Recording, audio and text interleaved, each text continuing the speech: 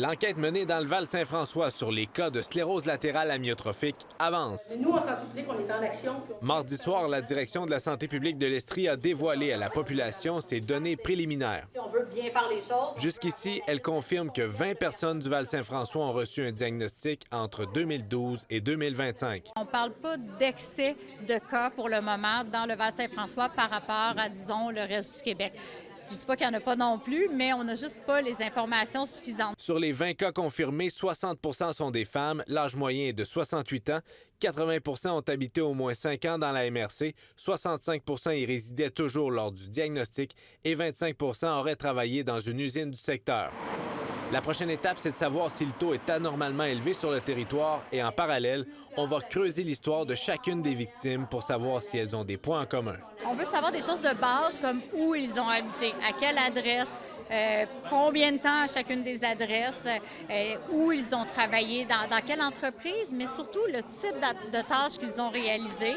On veut savoir les loisirs qu'ils faisaient, leur type d'alimentation. Est-ce qu'il y a quelque chose de spécial? Ils vont prendre les renseignements qu'ils ont besoin, puis la recherche va continuer. Je suis bien content qu'il y ait quelque chose qui se fasse là-dessus. Cette enquête a été déclenchée suite au signalement de Julie Dubois, dont le mari est décédé de la maladie en 2024. Moi, j'ai donné ce que j'avais comme information. Moi, c'est une inquiétude que j'avais, mais c'est à eux de savoir si oui, il y a réelle problématique ou non.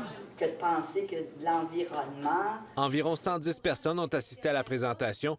Plusieurs d'entre elles sont touchées, de près ou de loin, par la SLA. Moi, je suis ici ce soir, mais il y a plein de gens qui sont à la maison, qui vivent un deuil ou qui ont vécu un deuil de cette maladie-là, puis il faut ouvrir, il faut les rejoindre. Il faut trouver une façon à les rejoindre pour dire, tu sais, juste répertorier le nombre de cas.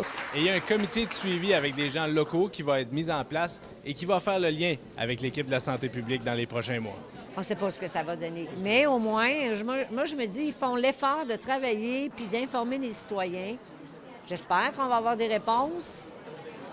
Personnellement, j'espère qu'on n'est pas un problème. Je vais être franche, bien franche. J'espère sincèrement que la MRC du Val n'est pas un problème. Les personnes atteintes ou les proches des victimes de la SLA dans le secteur du Val-Saint-François sont invitées à contacter la santé publique. Jasmin Dumas, TVA Nouvelles, Windsor.